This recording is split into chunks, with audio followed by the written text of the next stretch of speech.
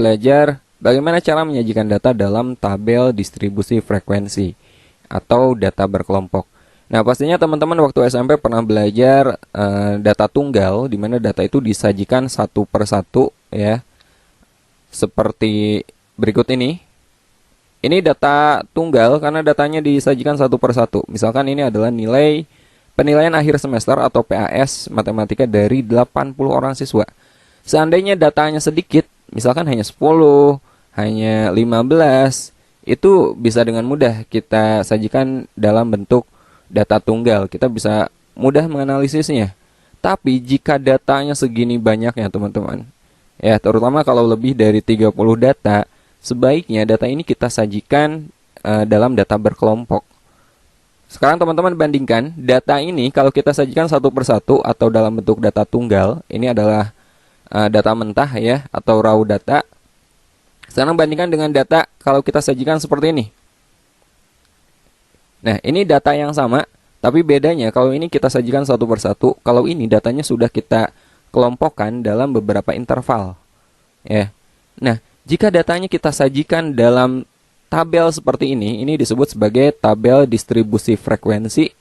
Distribusi itu sebaran, ya, sebaran, dan ini frekuensinya. Jadi ini kita kelompokkan ke dalam beberapa interval yang disebut kelas. Nah, jika kita bandingkan data pertama yang masih disajikan satu per satu dengan data yang sudah kita kelompokkan dan kita sajikan dalam tabel distribusi frekuensi, tentunya data yang sebelah sini, dalam tabel distribusi frekuensi, data ini akan lebih cepat kita tangkap dan mengerti. Beda dengan data ini. Misalkan teman-teman mau melihat nilai siswa yang paling banyak itu pada kisaran berapa. Kalau datanya satu per satu kayak gini, ini sulit kita membacanya. Ya, tapi kalau sudah dalam bentuk tabel ini, kita bisa lihat, oh data siswa yang paling banyak itu yang ini nih, ada di antara 71 sampai 80 nilainya. Kita bisa membacanya dengan lebih cepat. Kemudian keuntungan atau kelebihan kita menyajikan data dalam tabel distribusi frekuensi, kita bisa lebih mudah melakukan proses analisis data berikutnya. Ya. Nah, pada video ini kita akan belajar bagaimana cara menyajikan data seperti ini, data mentah seperti ini, nanti kita sajikan ke dalam tabel distribusi frekuensi. Sebelum kita belajar menyajikan data dalam tabel distribusi frekuensi, ada beberapa bagian pada tabel distribusi frekuensi yang perlu teman-teman ketahui. Yang pertama, ada yang disebut dengan kelas interval.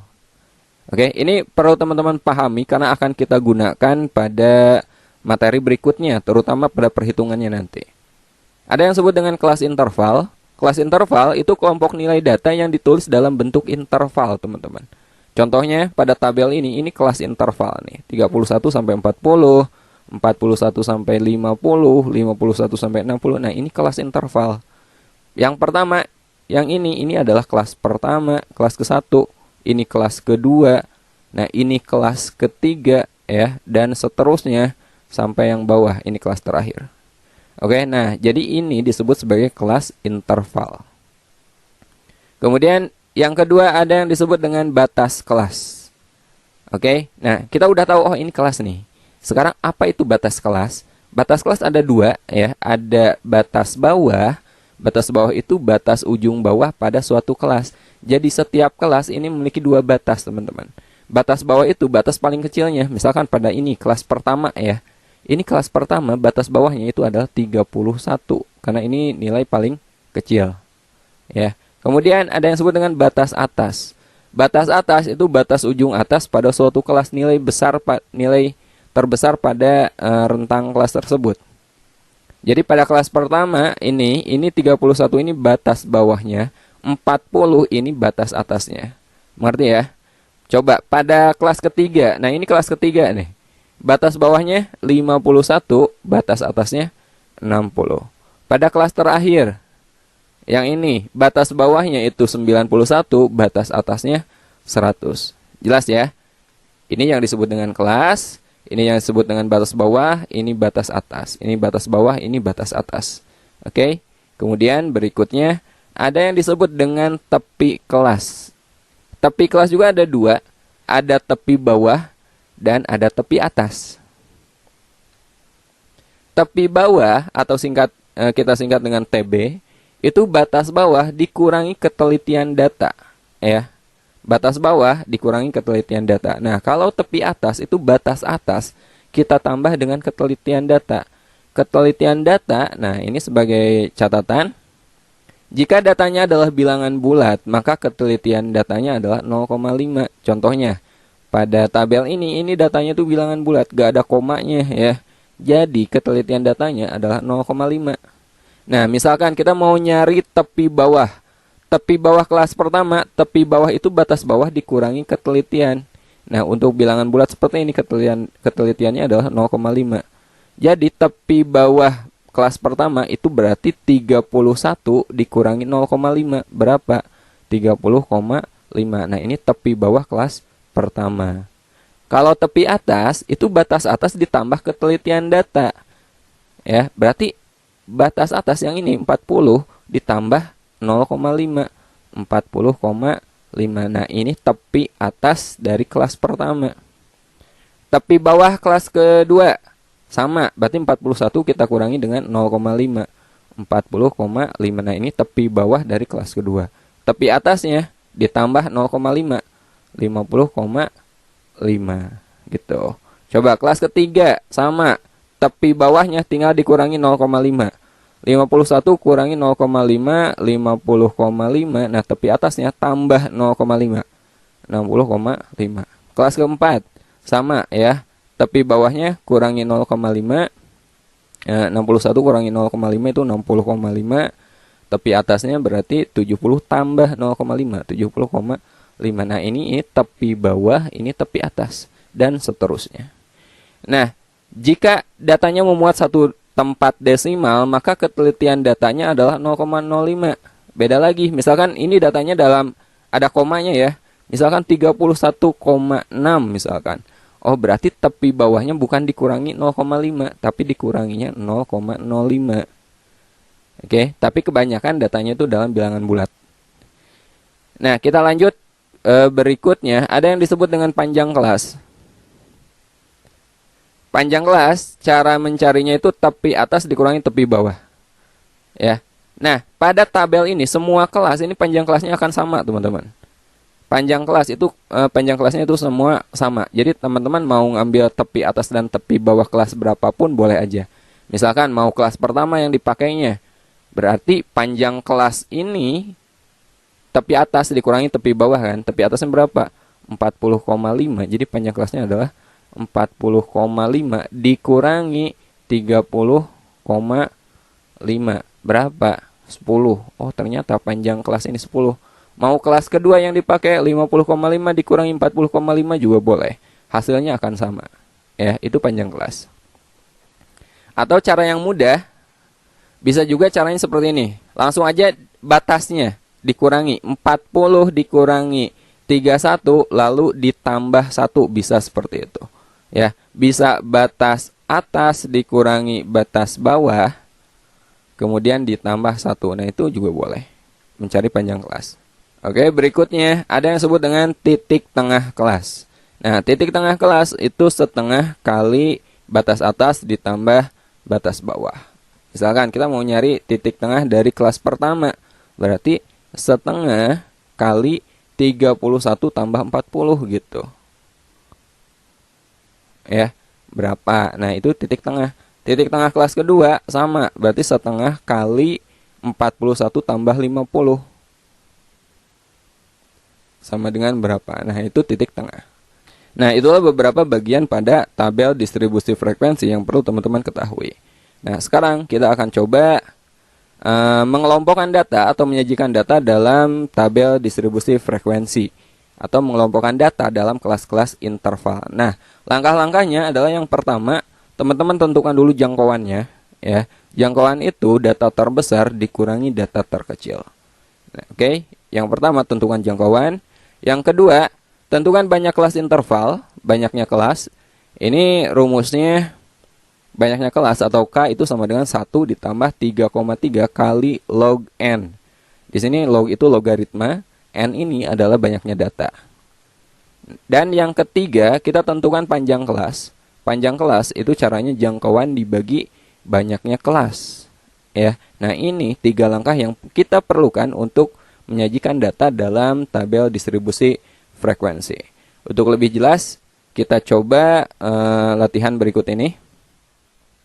Sajikan data berikut dalam tabel distribusi frekuensi. Nah, di sini ada berapa? Ada 40 data ya. Ini ada 40 data akan kita sajikan dalam tabel distribusi frekuensi. Yang pertama, kita tentukan dulu jangkauan. Jangkauan itu data terbesar dikurangi data terkecil. Pada tabel ini data terbesarnya mana? Data terbesarnya 95 ya. Data terkecilnya oke, 42. Nah, jadi jangkauannya adalah 95 dikurangi 42. Jangkauannya adalah 53. Yang kedua, kita tentukan banyak kelas interval. Rumusnya K sama dengan 1 ditambah 3,3 log N. Jadi pada data ini N-nya berapa? N itu banyaknya data ya. Ini banyaknya data kan 40, berarti N-nya itu 40. Jadi banyaknya kelas adalah 1 ditambah 3,3 kali log 40. Log 40 ini bisa teman-teman cari pakai kalkulator. Log 40 itu 1,6 ya. 3,3 kali 1,6 itu 5,28. Jadi sekarang kita hitung 1 tambah 5,28, 6,28, atau kita bulatkan aja 6. Jadi banyaknya kelas adalah 6. Dan terakhir kita tentukan panjang kelas ya. Panjang kelas itu caranya jangkauan kita bagi dengan banyaknya kelas interval. Jadi pada soal ini ya, jangkauannya tadi kita udah dapat 53 dan banyaknya kelas interval adalah 6. Jadi panjang kelasnya adalah 53 kita bagi dengan 6. 53 dibagi 6 itu 8,83. Ini kita bulatkan aja 9. Jadi panjang kelasnya adalah 9. Nah, ini yang kita perlukan untuk membuat tabel distribusi frekuensi. Oke, kita buat tabelnya.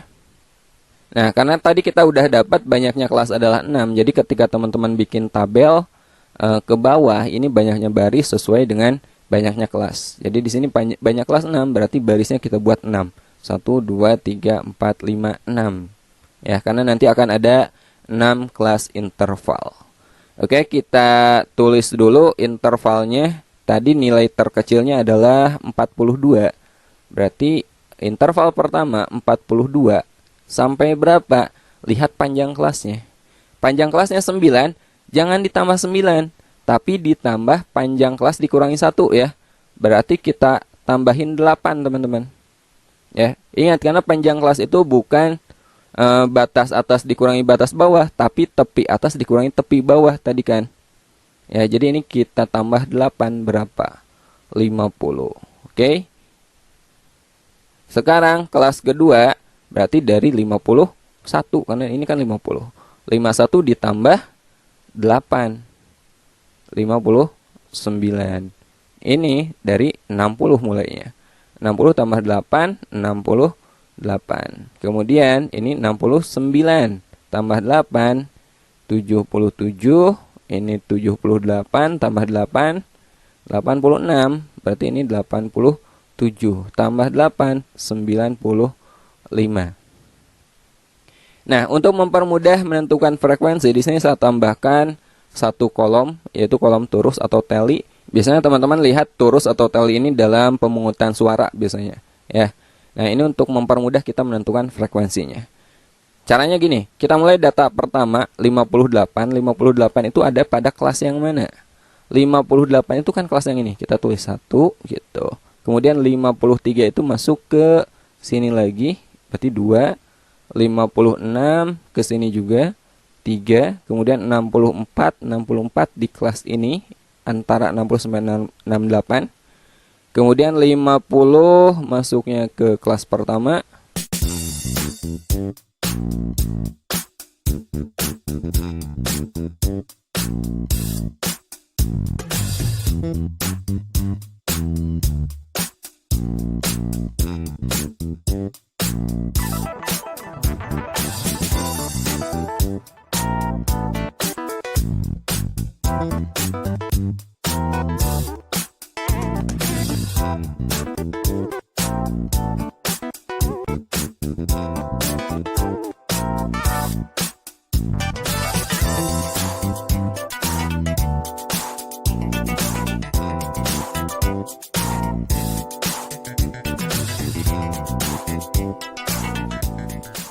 dan 65 di sini ya.